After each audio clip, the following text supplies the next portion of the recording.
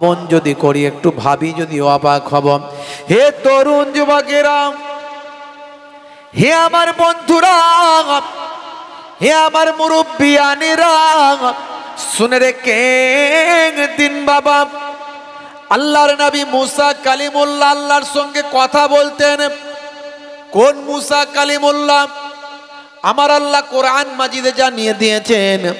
হে দুনিয়ার মানুষ শুনে রেখে দাও, মুসা কালিমুল্লাহকে আল্লাহ বড্ড ভালোবাসলেন। মুসা কালিমুল্লাহকে আমার আল্লাহ দুটো বড় বড় মুজিজা দান করেছিলেন। এক নাম্বার মুজিজা, হে তরুণ যুবকেরা, মুসা নবীর ক্ষেত্রে দুটো মুজিজা বড় বড় দেয়া হয়েছিল। 1 লক্ষ বা 2 লক্ষ 24,000 পয়গম্বরদের জন্যই আমার আল্লাহ কিছু না কিছু মুজিজা অলৌকিক ক্ষমতা দান করেছেন। মুসা নবীর জন্য স্পেশাল দুটো ক্ষমতা দিয়েছিলেন। মুসা নবী যে জামানার মানুষ হয়েছিলেন, সেই জামানায় জাদুর বড় ক্ষমতা ছিল, জাদুর বড় প্রভাব প্রতিপত্তি ছিল, জাদুঘরদের বড্ড সমাজে মূল্য ছিল, জাদু শিক্ষার একটা বড় দাম ছিল, মূল্য ছিল, মানুষ জাদুবিদ্যার প্রতি অনেকটা আসক্ত ছিল। হে তরুণ যুবকেরা, হে আমার বন্ধুরা, হে আমার মুরব্বিয়ানেরা, শুনে রেখে দিন বাবা, বর্তমান সময়ে গানের বড় মার্কেট আছে না নাই? যুব সমাজ গান বাজনা বেশি পছন্দ করে, আছে না নাই? যারা ইসলাম বোঝে না, দিন বোঝে না, তারা বেশিরভাগই গান বাজনার প্রতি আসক্ত। দেখবেন রাস্তাঘাটে যাচ্ছে, কানেতে হেডফোন লাগিয়ে দিয়েছে মুসলমানের ছেলে। তারা কি করছে? কানেতে হেডফোন লাগিয়ে গান শুনছে।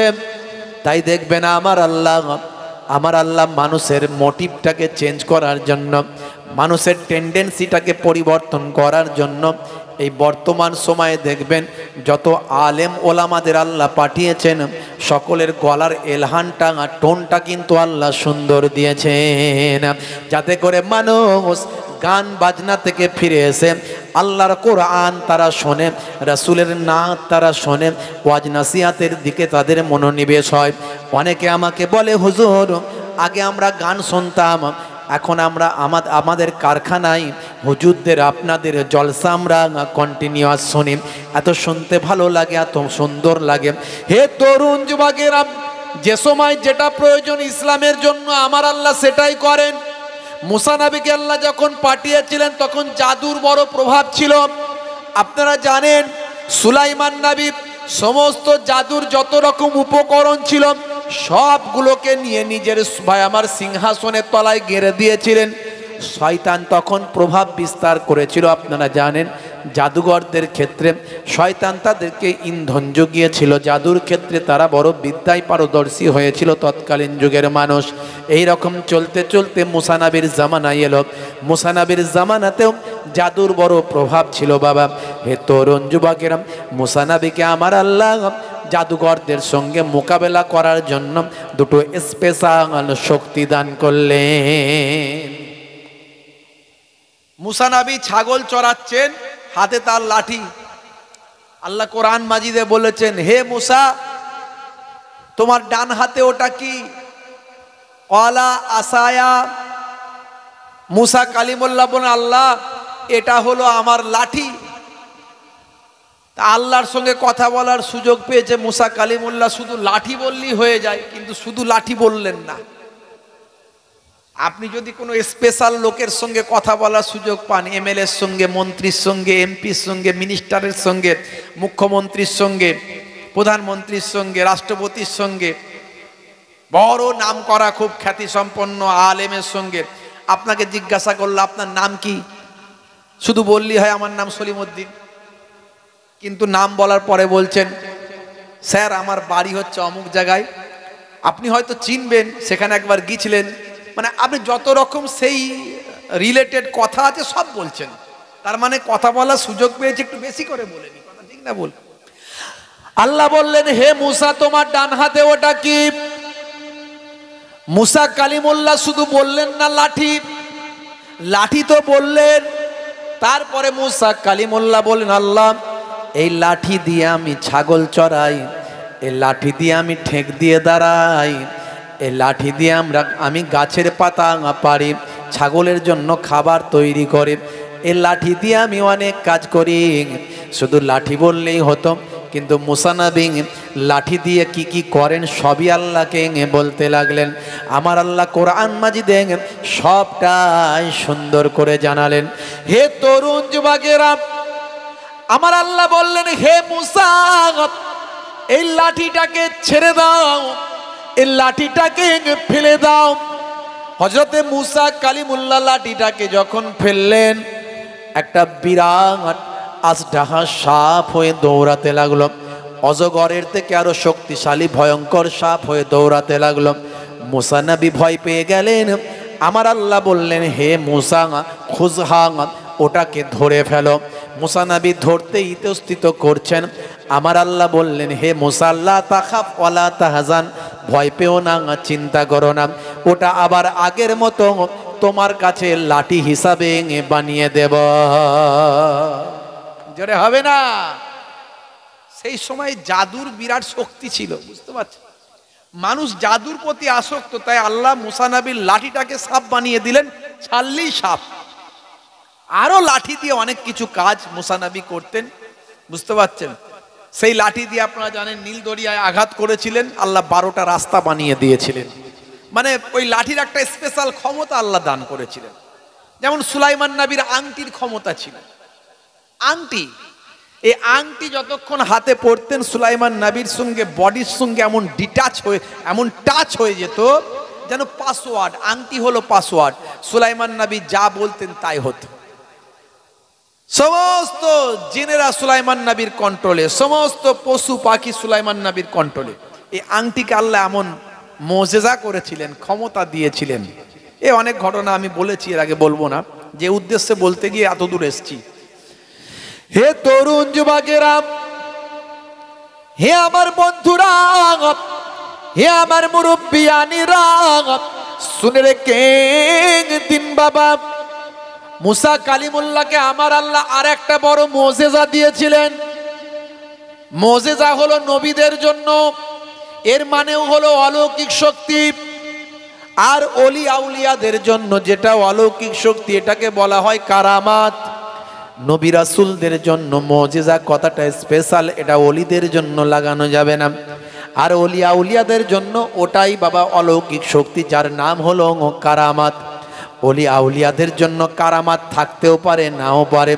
বাইরা আমার, ওলি আউলিয়াদের জন্য কারামাত মাস্ট নয়, অলৌকিক শক্তি দেওয়া মাস্ট নয়, কিন্তু নবী রাসূলদের জন্য অলৌকিক শক্তি থাকবেই, এটা হলো মাস্ট। হে তরুণ যুবকেরা, মনে রাখবেন, ওলি আউলিয়া কেমন করে চিনবেন? যার চেহারা দেখলে আল্লাহ এবং রাসূলের কথা মনে পড়ে যায়, যার মাথা থেকে পায়ের নখ পর্যন্ত রাসূলের তারিকা পাওয়া যায়, যার আখলাক চরিত্র সুন্নতে নাবাবী হয়, যার কাজকর্মগুলো আল্লাহর হুকুমের উপর হয়, মনে রাখবেন তিনি হলেন আল্লাহর ওলি বান্দা। মুসা কালিমুল্লাহকে আমার আল্লাহ আরেকটা মুজিজা দিয়েছিলেন। মুসা কালিমুল্লাহকে বললেন, হে মুসা, তুমি তোমার হাতটা বগলের ভিতর দিয়ে গোল করে ঘোরাও। মুসা কালিমুল্লাহ যখন ঘুরিয়ে দিলেন এইভাবে গোল করে, যতটা ঘোরালেন সেই ঘোরানোর ভিতর থেকে আমার আল্লাহ একটা কুদরতি নূর, কুদরতি লাইট, সূর্যের মতো আলো বের করতে লাগলেন। এই সূর্যের মতো আলো আর হাতের লাঠি ছাড়লে সাপ, এই দুটো ক্ষমতা আল্লাহ মুসা নবীর জন্য স্পেশাল দিয়েছিলেন। সেই মুসা নবীর সঙ্গে আমার আল্লাহ কালাম করতেন, কথা বলতেন। সেই মুসা নবীকে আমার আল্লাহ এই জন্য কালিমুল্লাহ বলেছিলেন। হে তরুণ যুবকেরা, হে আমার বন্ধুরা, সেই মুসা নবী এক সময় আল্লাহকে বললেন, আল্লাহ আমাকে একটা নাম শিক্ষা দিন, যেটা দ্বিতীয় কেউ আর মানুষ জানবে না।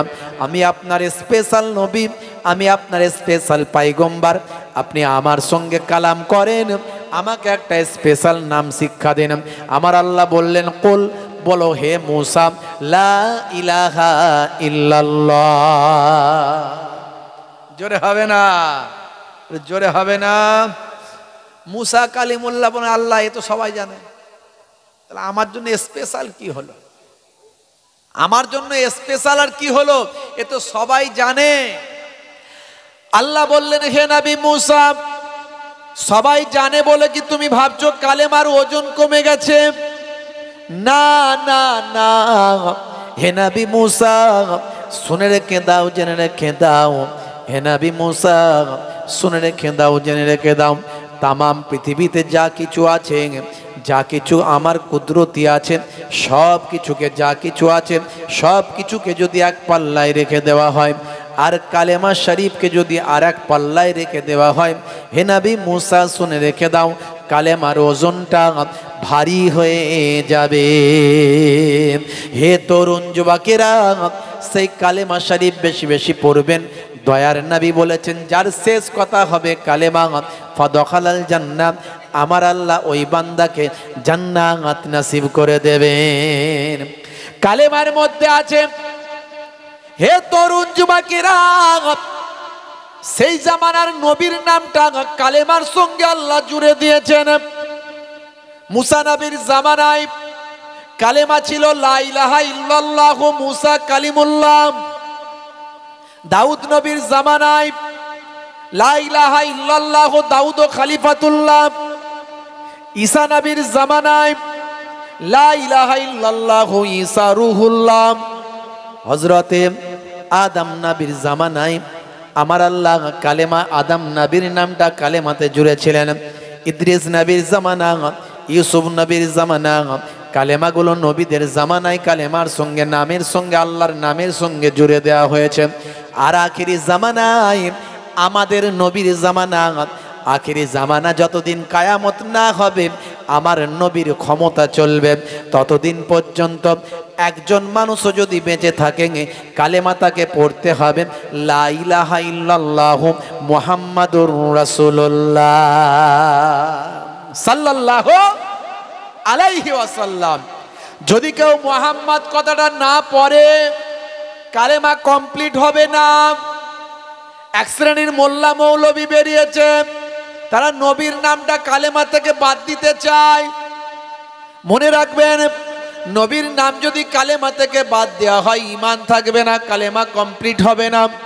বন্ধুরা আমার, হে তরুণ যুবকেরা, হে আমার মুরব্বিয়ানেরা, শুনে রেখে দিন বাবা, জেনে রেখে দিন বাবা, এই কালেমা শরীফের কত মর্যাদা, কালেমা শরীফের কত ইজ্জত, আমার নবীর নামের কত সম্মান। যারা আমার নবীর নামটাকে বাদ দিতে চায়, একটুখানি খেয়াল করুন। হে তরুণ যুবকেরা, যখন দুনিয়া ফানা হয়ে যাবে, কুল্লুমান আলাইহা ফান, আছে না নাই? কুল্লুমান আলাইহা ফান ওয়ায়াবকা ওয়াজহু রাব্বিকা যুল জালালি ওয়াল ইকরাম।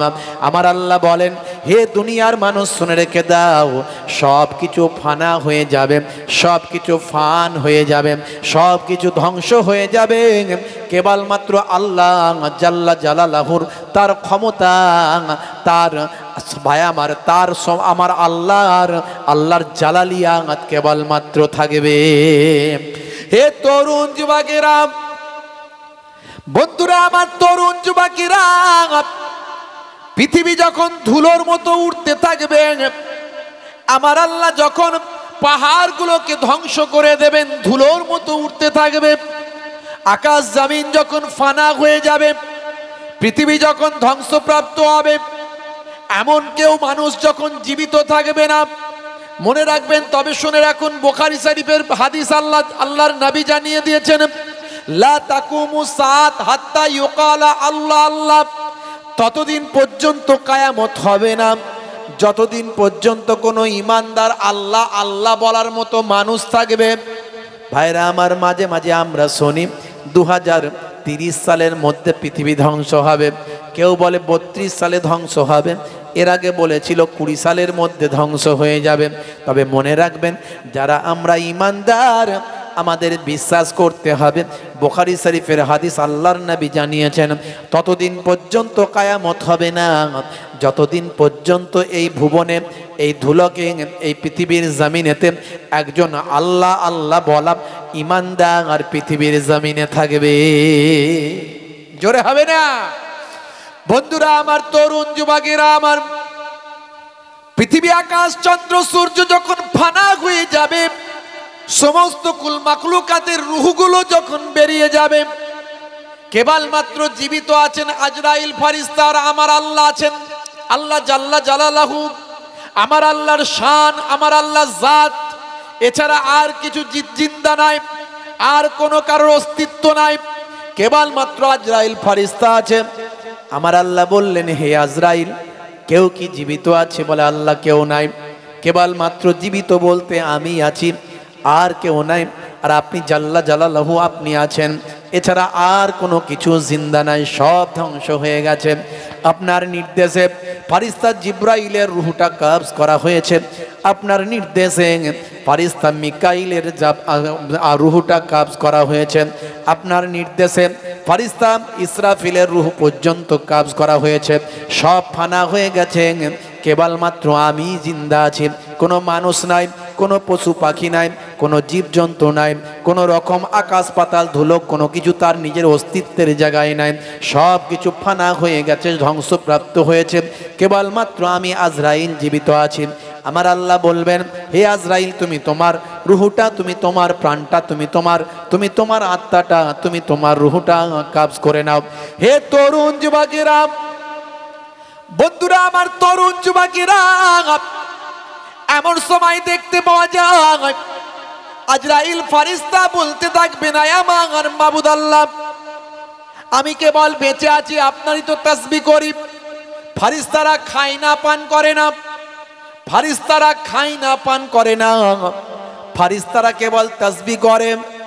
যখন আমার আল্লাহ ফেরেশতাদের বলেছিলেন, হে দুনিয়ার মানুষ শুনে রেখে দাও, জেনে রেখে দাও বাবা, দুনিয়ার মানুষ শুনে রেখে দাও, ওয়াইজ ক্বালা রাব্বুকা লিল মালাইকাতি ইন্নী জাইলুন ফিল আরদি খলিফা ক্বালু আতাজআলু ফিহা মান ইউফসিদু ফিহা ওয়া ইউসফিকুদ দিমা ওয়া নাহনু নুসাব্বিহু বিহামদিকা ওয়া নুকদ্দিসু লাক ক্বালা ইন্নী আলামু মা লা তা'লামুন।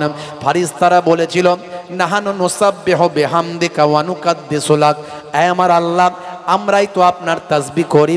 ফেরেশতারা আল্লাহর তাসবিহ করেন এবং হাম প্রশংসা করতে থাকে।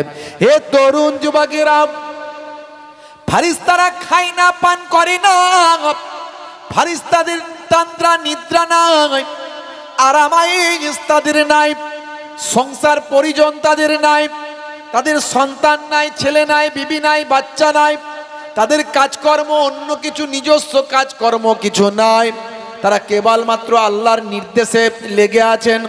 তাদের সব কিছুই হলো আল্লাহর জিকির, আল্লাহর ইবাদত। হে তরুণ যুবকেরা, ফেরেশতা আজরাইল ছাড়া আর কেউ পৃথিবী কুল কায়নাতের ভিতরে নাই। ফেরেশতা আজরাইল ফেরেশতা আল্লাহকে বলবেন, আল্লাহ, আর তো তোমার তাসবিহ করার কেউ নাই, কেবলমাত্র আমি যদি মারা যাই, আমি যদি ফানা হয়ে যাই, আল্লাহ তোমার তাসবিহ তো করার মতো কুল কায়নাতে আর কেউ থাকবে না।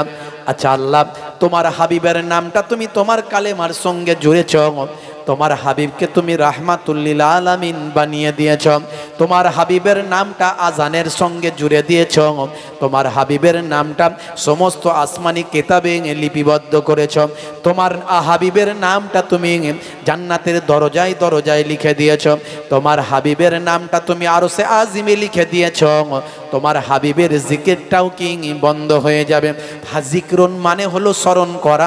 ফেরেশতা আজরাইল আলাইহিস সালাম বলবেন, আমি শেষ হওয়ার সঙ্গে সঙ্গে তোমার জিকির করার মতো আর কেউ থাকবে না, কিন্তু তোমার হাবিবের জিকির করার কি আর কেউ থাকবে না। আমার আল্লাহ বলবেন, আজরাইল, ও আজরাইল, শুনে রেখে দাও, আমার জিকির করার কেউ থাকবে না, কিন্তু আমার হাবিবের জিকির করার জন্য আমি আল্লাহ স্বয়ং আছি। জোরে হবে না? জোরে হবে না? দয়ার নবীকে আল্লাহ কত ভালোবাসেন। সেই কালেমা থেকে দয়ার নবীর নাম বাদ দেওয়ার অনেকে চক্রান্ত করে। মনে রাখবেন, সেই কালেমার ওজন কিন্তু বিশাল। এই কালেমা শরীফের জিকির করবেন, কালেমা শরীফ পড়বেন, কালেমা শরীফের জিকির করবেন। ভাইরা আমার, তরুণ যুবকেরা আমার আল্লাহ কোরআন মাজিদের মধ্যে জানিয়ে দিয়েছেন, ইয়া আইয়ুহাল্লাযীনা আমানু, ইয়া আইয়ুহাল্লাযীনা আমানু, হে বিশ্বাসী বান্দারা, উযকুরুল্লাহ যিকরান কাসীরা, তোমরা বেশি বেশি আল্লাহর জিকির করো। বন্ধুরা আমার, আজকে আমরা সেই জিকিরের মাহফিলে উপস্থিত হয়েছি। একটু স্মরণ করব আল্লাহকে, একটু স্মরণ করব আল্লাহর প্রিয় হাবিব সাল্লাল্লাহু আলাইহি ওয়াসাল্লাম, দয়ার নবীকে স্মরণ করব। দয়ার নবীকে কিভাবে স্মরণ করব? দয়ার নবীর মিলাদ, বেলাদাত, তার কারনামা, তার সুন্নাত। আল্লাহকে কি করে স্মরণ করব? আল্লাহর জিকির, আল্লাহর ইবাদত, আল্লাহর হুকুম, আল্লাহর নির্দেশকে মান্যতা করতে হবে। এইভাবে আল্লাহকে স্মরণ করব। জিকরুন মানে হলো স্মরণ করা। বাপেরা আমার, আজকে সওয়াব রেসানির মাহফিল, আজকে সেই সওয়াব রেসানির মাহফিল। কিছু সময়ের জন্য আলোচনা করে একটু দোয়া। বন্ধুরা আমার, তরুণ যুবকেরা আমার, আজকে আমরা মুসলমান। আমার আপনার বাপ মুসলমান, দাদু মুসলমান, নানা মুসলমান, আত্মীয় স্বজন গুলো হলো মুসলমান। আমরা কালেমার ঘরের সন্তান। তারপরে অনেক মুসলমান কিন্তু নামাজ পড়ে না, কথা ঠিক না ভুল? অনেক মুসলমান কিন্তু অন্যায় কাজে লিপ্ত আছে, কথা ঠিক না ভুল? তারা সুদখোর, জেনাখোর, ব্যভিচারখোর, তারা বাবা হারাম খাদ্য খায়, তারা বাবা অন্যায় পথে জীবন যাপন করে, তারা ঘুষ নেয়। ভাই আমার, মুসলমানের ছেলে তাস খেলে, জুয়া খেলে, মুসলমানের ছেলে ওজনে ঠকায়, জমির আলটা ছেটে ছেটে বাড়ায়, মানুষকে কষ্ট দেয়, পিতামাতার অবাধ্য, পিতামাতাকে সহ্য করতে পারে না, পিতামাতার সঙ্গে খারাপ ব্যবহার করে, পরিবার আত্মীয় স্বজনের সঙ্গে খারাপ ব্যবহার করে, অহংকার তাকাব্বরি নিয়ে চলেন। মনে রাখবেন বাবা, আল্লাহর নবী বলেছেন, তোমরা একে অপরের ভাই হও, মানুষের মতো মানুষ হয়ে যাও। লা তাকাতাউ ওয়ালা তাদাবারু ওয়ালা তাবাগাজু ওয়ালা তাহাসাদু ওয়া কুনু ইবাদাল্লাহি ইখওয়ানান। তোমরা একে অপরের থেকে বিচ্ছিন্ন হইও না, একে অপরের পরনিন্দা করো না, একে অপরের প্রতি বিদ্বেষ পোষণ করো না, একে অপরের প্রতি হিংসা বিদ্রুপ করো না। আল্লাহর বান্দারা একে অপরের ভাই হয়ে যাও। লা তাকাতাউ, তোমরা একে অপরের থেকে বিচ্ছিন্ন হইও না।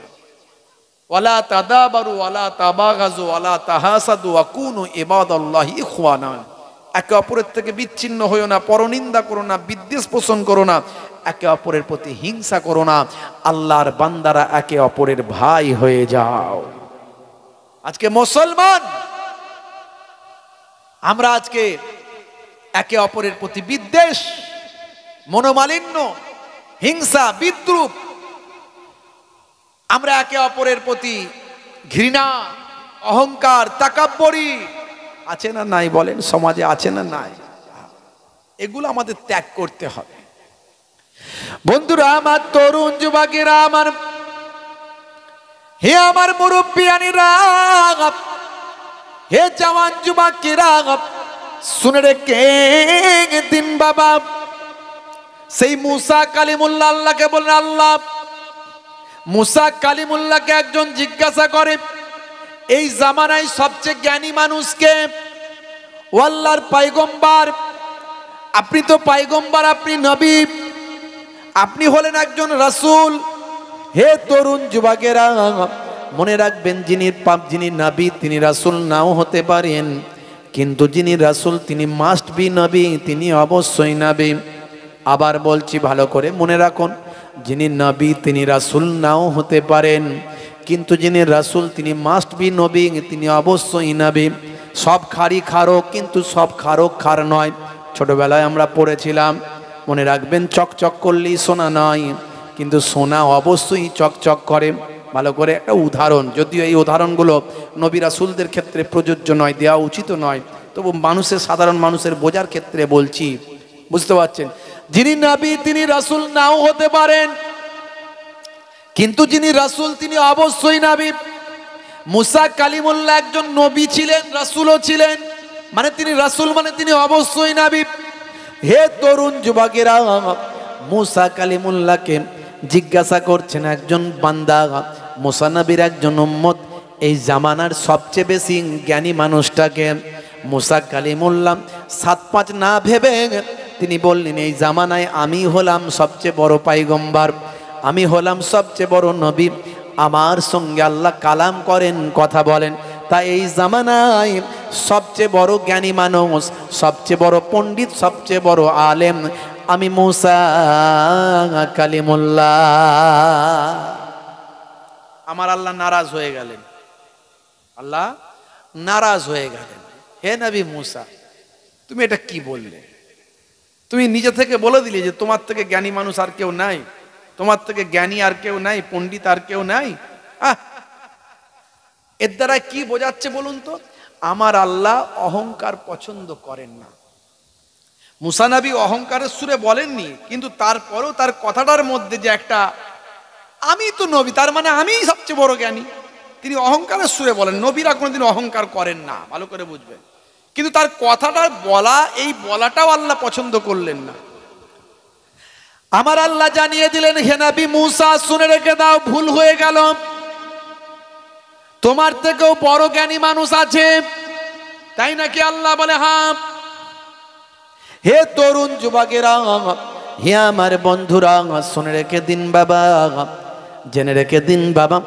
এমন সময় আল্লাহকে বললেন, আল্লাহ তাহলে সেই জ্ঞানী মানুষটা কে আমাকে একটু জানিয়ে দিন, তার সঙ্গে আমি দেখা করতে চাই। আমার আল্লাহ বললেন, শুনে রেখে দাও, তার সঙ্গে দেখা করতে গেলে তোমাকে অনেক মেহনত করতে হবে। হে নবী মুসা শুনে রেখে দাও, জেনে রেখে দাও, মাজমুআতুল বাহরাইন, মাজমাউল বাহরাইন, যেখানে দুটো সমুদ্র জামা হয়ে গেছে, এই মাজমুআতুল বাহরাইন বা মাজমাউল বাহরাইন, এই দুই সমুদ্রের জমা হওয়া, যে মোহর, যে জমা হওয়া, যেখানে দুটো সমুদ্রের মিলন স্থল, সেই জায়গায় আমার এক বন্ধু সেখানে আছে। ওই বন্ধুই হলো সবচেয়ে বড় জ্ঞানী মানুষ। বন্ধুরা, আমার তরুণ যুবকেরা, আমার হে আমার মুরব্বিয়ানিরা, মুসা কালিমুল্লাহ বললেন, আল্লাহ তাহলে কেমন ভাবে মুলাকাত করব, তার সঙ্গে দেখা করব কেমন করে?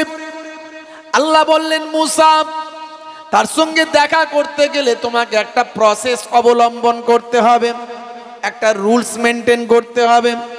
তুমি সঙ্গে একজন তোমার পছন্দ মতো ব্যক্তি নেবে, আর তোমার ব্যাগের ভিতর একটা ভাজা মাছ নিয়ে নেবে। ওই ভাজা মাছ নিয়ে তুমি নীলদরিয়ার ধার দিয়ে চলতে থাকবে। চলতে চলতে চলতে চলতে তুমি ক্লান্ত হয়ে যাবে, তুমি ঘুমিয়ে পড়বে। তোমার ভাজা মাছকে আমি আল্লাহ জিন্দা বানিয়ে দেব। সে তোমার ব্যাগ থেকে বের হয়ে ওই নদীর উপর দিয়ে একটা আলপনা এঁকে দিয়ে চলে যাবে, একটা ডাক টেনে দিয়ে চলে যাবে। ওই দাগ ধরে ধরে তুমি চলতে থাকবে। ওই যেখানে গিয়ে দাগটা শেষ হবে, সেই জায়গাটা হলো দুটো নদীর, দুটো সমুদ্রের মিলনস্থল।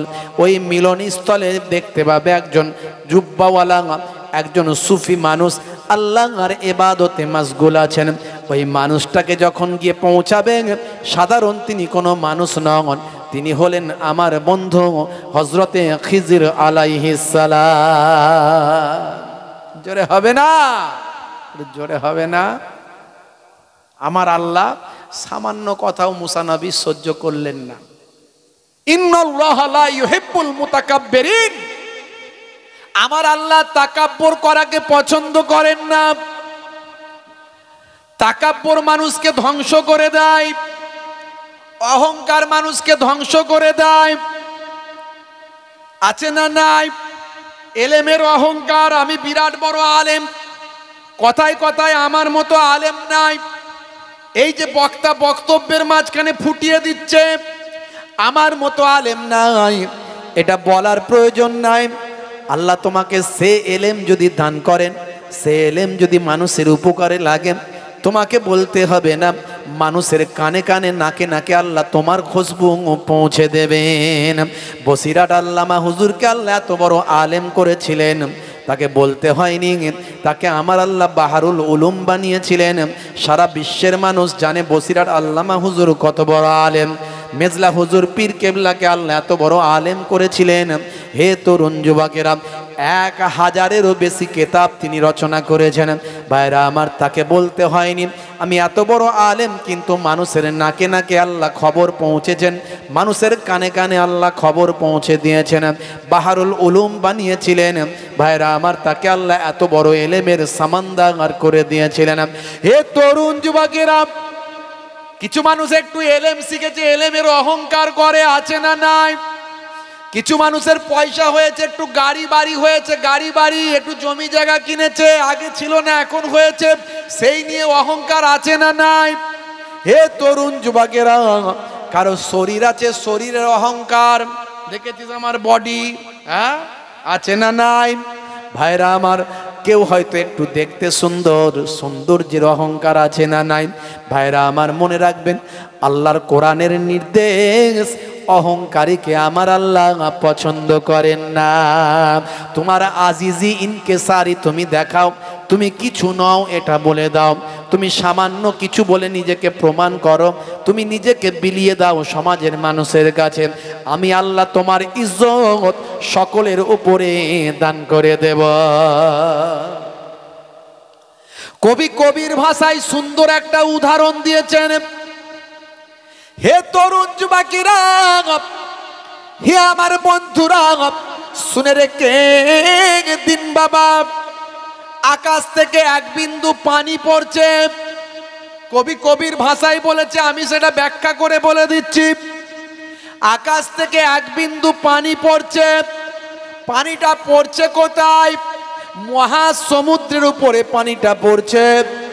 পানি যখন পড়ছে, পানি তখন আল্লাহকে বলছে, আল্লাহ তুমি আমি এক বিন্দু পানিকে ফেলছো তো ফেলছো, মহাসমুদ্রের উপরে ফেলছ, এই মহাসমুদ্রের উপরে আমি এক বিন্দু পানি, আমার কোনো মূল্য নাই।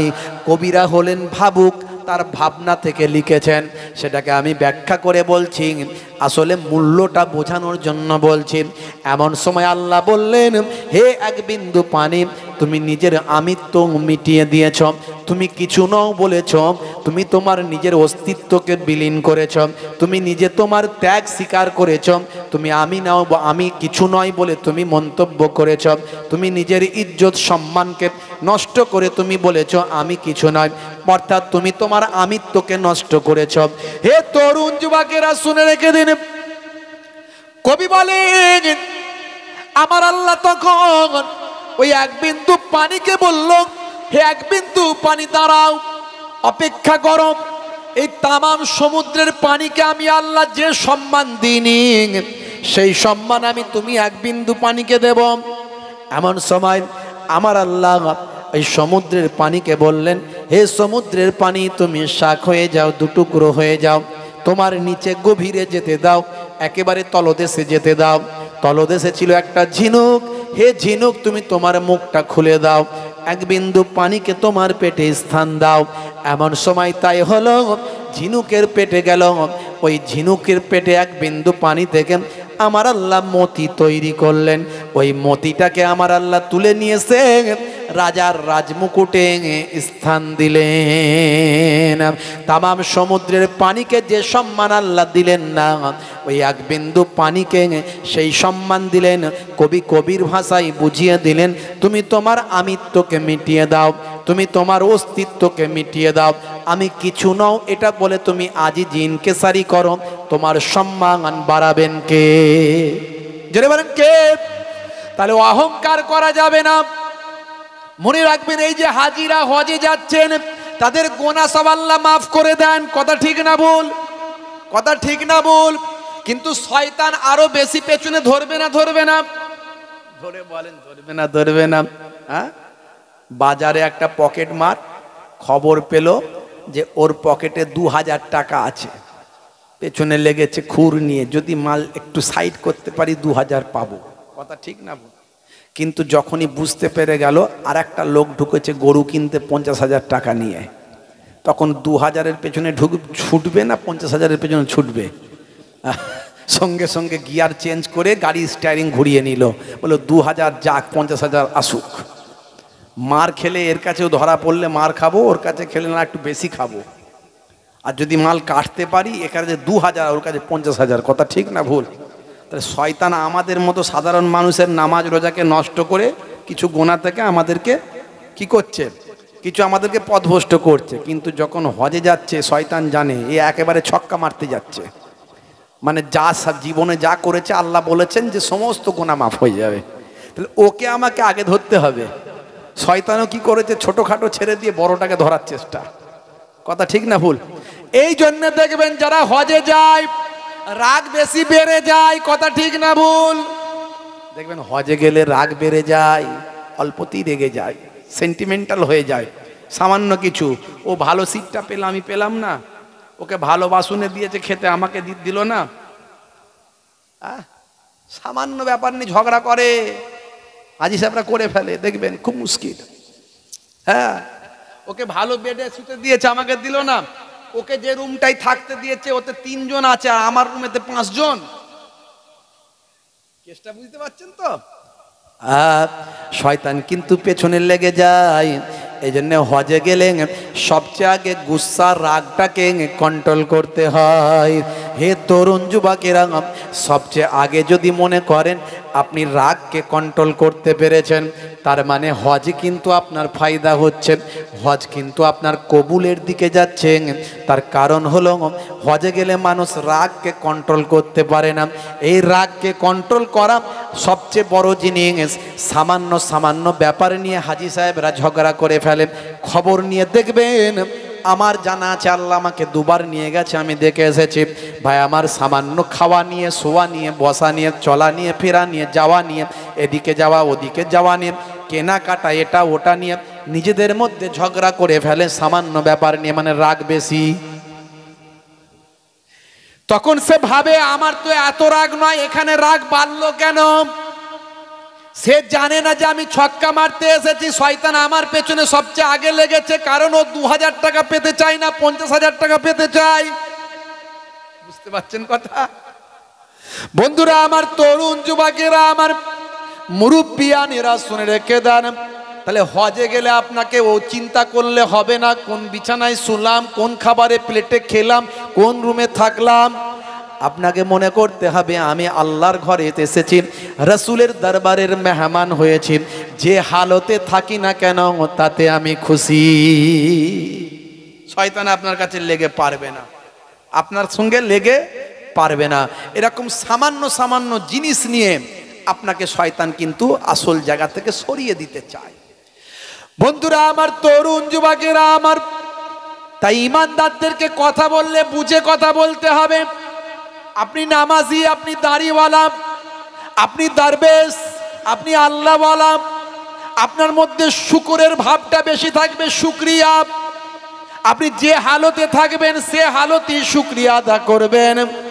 আল্লাহ আমি তো এত সুন্দর আছি, ভালো আছি, কত মানুষ কত কষ্টে আছে, কত বিপদের মধ্যে আছে, আমার সামান্য ঘাম, সামান্য জ্বর, সামান্য সর্দি, সামান্য পেটের প্রবলেম, কত মানুষ আরো কত কষ্টের মধ্যে আছেন। আমি আল্লাহর কাছে শুকরিয়া আদা করি, আল্লাহ আমাকে যে হালতে রেখেছেন। এই মাশকুর বাবা, শুকরওয়ালা মানুষ আপনাকে হতে হবে। শয়তান আপনাকে ধোঁকা দিতে পারবে না, সরে যাবে। হে তরুণ যুবকেরা, হে আমার মুরব্বিয়ানেরা, আর 3 নাম্বার কথা হলো, কেউ আপনার যদি উপকার করেন তাকে আপনাকে ধন্যবাদ দিতে হবে।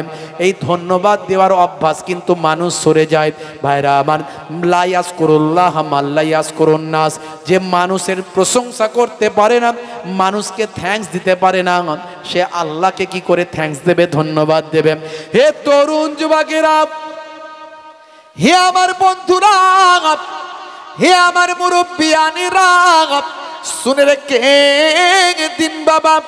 তাহলে এই ছোটখাটো বিষয়গুলো আমাদের গুরুত্ব দিতে হবে। অহংকার, হিংসা, বিদ্বেষ, আমাদের চগলখড়ি, এর কথা ওকে লাগানো, ওর কথা তাকে লাগানো আছে না নাই? চায়ের দোকানে বসে বসে দেখবেন রদ দেখা কলা বেচা আছে না নাই? এ খারাপ, ও খারাপ, সে খারাপ, শুধু আমি একা ভালো, নাকি কি জি? শুধু আমি একা ভালো, সারা দুনিয়ার লোক খারাপ আর আমি একা ভালো? হ্যাঁ, চায়ের দোকানে বসে বসে শুধু বলেন who are you, who are you, who are you. একবারও কি বলছেন who am I, who am I, who am I, আমি কে, আমি কে? নিজের বিচার কি করছেন? ছোট্টবেলা থেকে আপনি কবে থেকে নামাজ শুরু করেছেন? কত অন্যায় করেছেন, কত পাপ করেছেন, কত গীবত করেছেন, কত অপরাধ করেছেন? এসব কথা আমরা চিন্তা না করে অপরের গীবত চগলখড়ি করি। হে তরুণ যুবকেরা, এগুলো করা থেকে বাঁচতে হবে। শয়তান কিন্তু ইমানদার নামাজিদের এক্ষেত্রে আল্লাহর পথ থেকে সরিয়ে দেয়, ইমানদারের পথ থেকে সরিয়ে দেয়।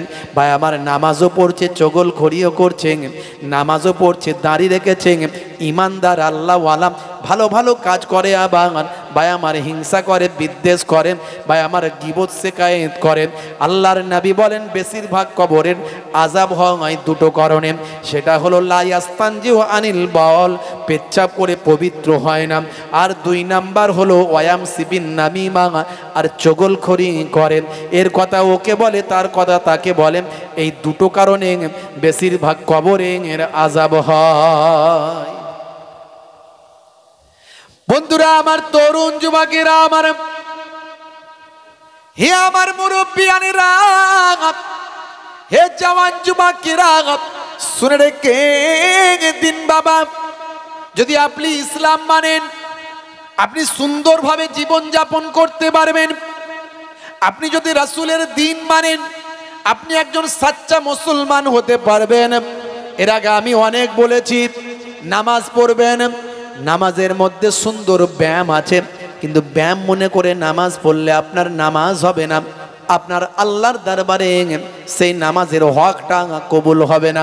কিন্তু আপনি নামাজটা পড়বেন আল্লাহর হুকুম মনে করে, আল্লাহর নির্দেশ মনে করে নামাজটা আপনি পড়বেন, তার ভিতরই আপনার অটোমেটিক একটা সুন্দর ব্যায়াম হয়ে যাবে। আমি মাঝে মাঝে নামাজ পড়তে পড়তে কল্পনা করি, যত ভাই আমার যারা যোগ ব্যায়াম নিয়ে গবেষণা করেন, যারা ভাই আমার বিকালে বা মর্নিং ওয়াক, সকালে মর্নিং ওয়াক করেন, তারা যে যে কাজগুলো করেন, ভাই আমার ব্যায়ামগুলো করেন, ভালো করে গবেষণা করে দেখবেন আপনার নামাজের মধ্যে আমার আল্লাহ সব কটা ব্যায়াম সুন্দর করে দিয়ে দিয়েছেন। হে তরুণ যুবকেরা, ইসলামের মধ্যে যে মডার্নিজম আছে, ইসলামের মধ্যে যে আধুনিকতা আছে, আপনি প্রত্যেকটা পদক্ষেপে লক্ষ্য করবেন। আমরা মুসলমান ইসলাম নিয়ে অত গবেষণা করি না, তাই বুঝতে পারি না। হে তরুণ যুবকেরা, বড় বড় ওয়াতার পণ্ডিতের আজকে গবেষণা করে তারা বিশ্বনবীর শিষ্য হয়েছে। আল্লাহর নবী, আল্লাহর রাসূল জানিয়ে দিলেন, পেচ্ছাপ করে পবিত্র না হওয়ার কারণে কবরে আযাব হয়। স্বাস্থ্য বিশেষজ্ঞরা বলছেন পেচ্ছাপ করে পবিত্র হওয়া স্বাস্থ্যের জন্য উপকার। 1450 বছর আগে বিশ্বনবী যা বললেন, আজকের বিজ্ঞানীরা, স্বাস্থ্য বিশেষজ্ঞরা মেনে নিতে বাধ্য হলো। ইউরিনটা তারা বলছে পেচ্ছাপটা হলো শরীরের বজ্র তরল, এর মধ্যে জীবাণু থাকতে পারে, তাই মেডিকেল সায়েন্সে ডাক্তারেরা ইউরিন টেস্ট লিখে দেয়, প্যাথোলজিতে টেস্ট করা হয়। এই ইউরিন যারা যদি শরীরের পোশাকে লাগতে থাকে, সেখান থেকে জীবাণু ভাইরাস তৈরি হয়, স্বাস্থ্যের জন্য ক্ষতিকর হয়। আল্লাহর নবী বলেন পেচ্ছাপ করে পবিত্র হতে হবে, পেচ্ছাপ করে পবিত্র না হওয়ার কারণে বেশিরভাগ কবরের আযাব হয়। হে তরুণ যুবকেরা, আল্লাহর নবী বলেন পেচ্ছাপটা বসে করতে হবে, বসে করা হলো সুন্নত। ভাইরা আমার, তরুণ যুবকেরা আমার, যারা জিন্সের প্যান্ট পরে তারা কি বসে করে না দাঁড়িয়ে চালায়? কথা ঠিক না ভুল ভাই? যারা জিন্সের প্যান্ট পরে সারা সারা দিন, নায়ক আর গায়ক আছে না? নাই। মুসলমানের ছেলে শাহরুখ খানের ভক্ত, স্কিন টাইট গেঞ্জি, স্কিন টাইট প্যান্ট, জিন্সের প্যান্ট আবার 3 জায়গায় ছেঁড়া। কিরে ভাই, পরে গিয়ে ছিঁড়েছ নাকি? না হুজুর, এসব আপনারা বুঝবেন না। বুঝবো না মানে? বুঝালেই তো বুঝবো। ইউ টেল মি, বলো আমাকে। আরে ভাই, একটু পড়াশোনা তো করেছি রে ভাই। 15 বছর একটা হাই সেকেন্ডারি স্কুলে শিক্ষকতার কাজে যুক্ত আছি, একটা উচ্চ মাধ্যমিক হাই সেকেন্ডারি স্কুলে শিক্ষকতা করি 15 বছর ধরে। একটু মাস্টার ডিগ্রি করেছি, টাইটেল MA, হ্যাঁ এইসব করেছি, বিএড ফিএড। তো একটু বোঝালে কি বুঝবো না? বোঝাও। বলে হুজুর এটা সলেমান খানের স্টাইল। ওরে বাপরে বাপ, সে কি বলে? হ্যাঁ, হাতে পড়েছে বালা, কানে লাগিয়েছে দুল, মুসলমানের ছেলে, মাথায় পেছনে লম্বা ছুচালো চুল, চারিদিকটা ফাঁকা, ওপরটা ঢাকা, তাতে আবার রং করেছে কাকাতুয়ার মাথায় ঝুটি, খ্যাক্সিয়ালি পালাই ছুটি, গরু বাছুর দাঁড়িয়ে আছে আর ঘুঙু পাখি ডাকছে গাছে। বুঝতে পারছেন? মুসলমানের ছেলে, রাগ করবেন না ভাই, হে তরুণ যুবকেরা একটু শুনে রাখা চাই, আমি আপনাদের মাঝখানে মোহেবুল্লাহ হুসাইনি বলে দিয়ে যাই। ভাইরা আমার, তরুণ যুবকেরা মনে রাখবেন বাবা, একটুখানি খেয়াল রাখবেন, আল্লাহর নবী যা বলেছেন সবের মধ্যে বিজ্ঞান আর বাস্তবতা পাওয়া যায়। দয়ার নবী বললেন পেচ্ছাপটা বসে করবে, এটা হলো সুন্নত। বসে পেচ্ছাপ করলে মেডিকেল সায়েন্স বলছে স্বাস্থ্যের জন্য উপকার। ভাইরা আমার, কি করে মেডিকেল সায়েন্স বলছে বসে যখন পেচ্ছাপ করা হয় আমাদের ইউরিনাল ড্রামেতে প্রেসার পড়ে, সারা শরীরের ওয়েটটা ইউরিনাল ড্রামে পড়ার পরে সমস্ত ইউরিনটা ফ্লুয়েন্ট ক্লিয়ার হয়ে যায়। হে তরুণ যুবকেরা, আর যারা দাঁড়িয়ে দাঁড়িয়ে চালায় কয়েক ফোঁটা ইউরিন ড্রামের ভিতর রয়ে যায়, তার কারণ শরীরের প্রেসারটা তাদের থাকে না। এই প্রেসার না থাকার কারণে কয়েক ফোঁটা ইউরিন ড্রামে থাকতে থাকতে দীর্ঘদিন ধরে জমতে জমতে ইউরিনাল ড্রামে ভাই আমার ওই পেচ্ছাবের থলিতে পাথর তৈরি হয়। আজকের স্বাস্থ্য বিশেষজ্ঞরা বলছেন নবী বসে পেচ্ছাবের কথা বলেছেন, এটা স্বাস্থ্যের জন্য উপকার। জোরে হবে না?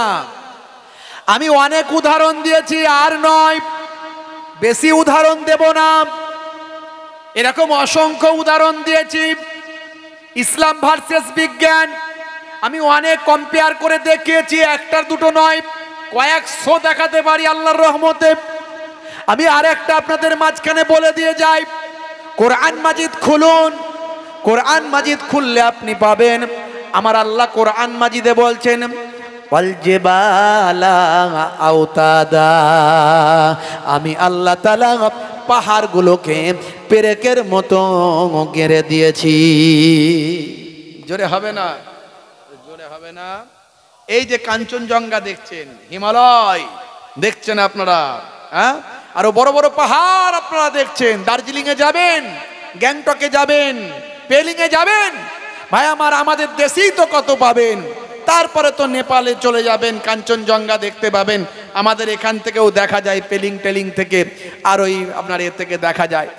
হে তরুণ যুবকেরা,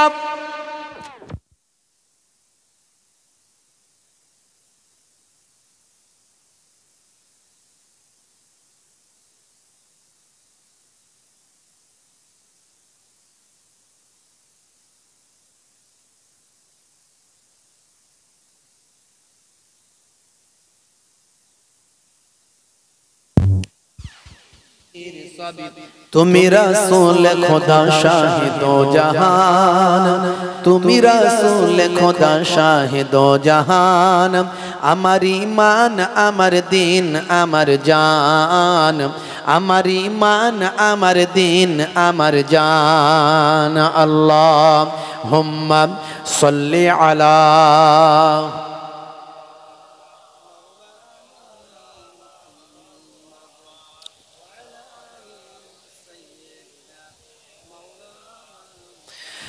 যে কথা বলছিলাম বাপেরা আমার, এই আপনি দার্জিলিং এ যাবেন, পাহাড় দেখবেন। আমার আল্লাহ 1450 বছর আগে কোরআন মাজিদে বললেন পাহাড়গুলোকে আমি আল্লাহ পেরেকের মতো গেড়ে দিয়েছি। আচ্ছা বলেন তো দেখি, পেরেকের ওপর দিকে বেশি থাকে না নিচের দিকে?